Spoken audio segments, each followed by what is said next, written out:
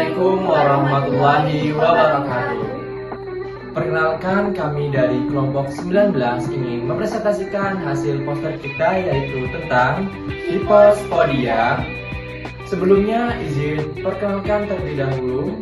Perkenalkan, saya Yirzi Isrofitas Kulaska dengan NIM 2400023194 dengan kawan saya Pendiana Putri Ramadhani dengan nomor NIM 2400023193, dan saya Maulida Rahmatari dengan NIM 2400023195, dan satu teman saya yang berhalangan hadir yaitu Zakia Amelia Putri Hasibuan dengan NIM 2400023193. Definisi hipospadia.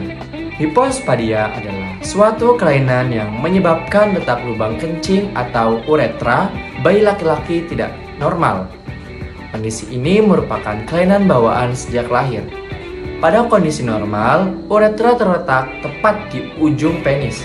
Akan tetapi pada bayi dengan hipospadia, uretra berada di bagian bawah penis.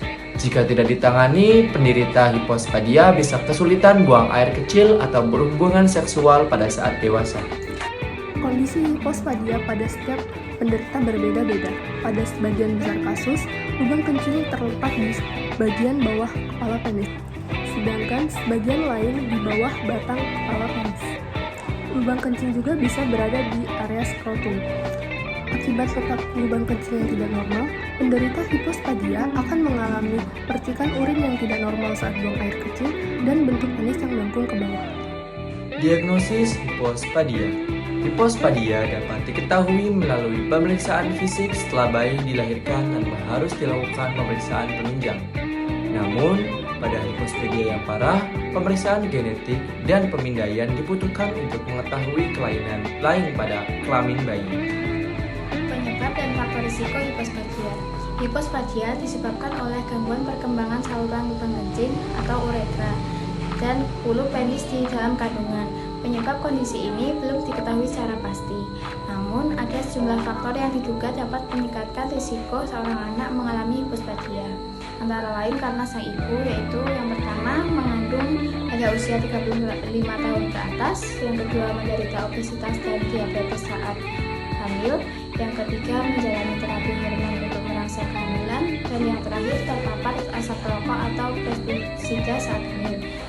Anak dari keluarga yang pernah mengalami hipospadia atau terlahir secara prematur juga lebih berisiko mengalami hipospadia. Komplikasi hipospadia. Hipospadia dapat menimbulkan masalah saat buang air kecil dan gangguan aktivitas seksual pada saat dewasa.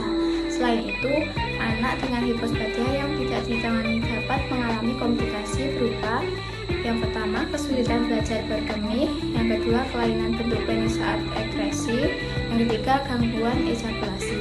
Kelainan bentuk penis saat ekresi dan gangguan ejakulasi dapat membuat penderita hipospadia lebih sulit untuk memiliki anak.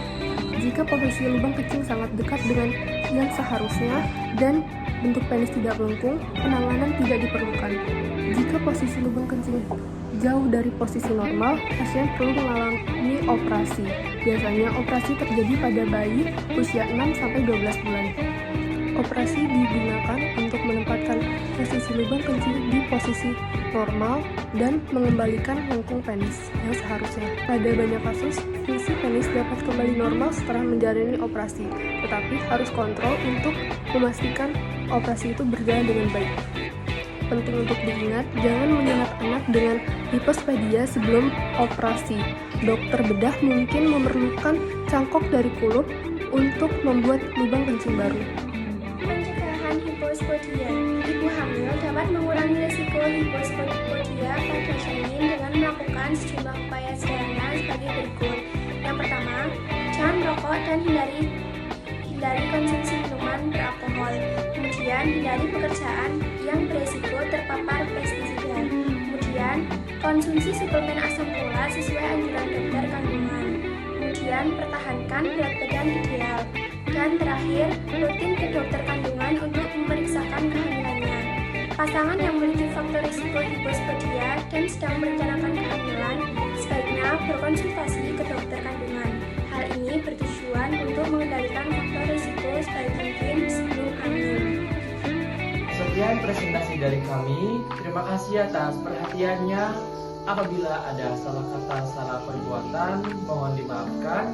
Wabillahi taufiq wal hidayah. Wassalamualaikum warahmatullahi wabarakatuh.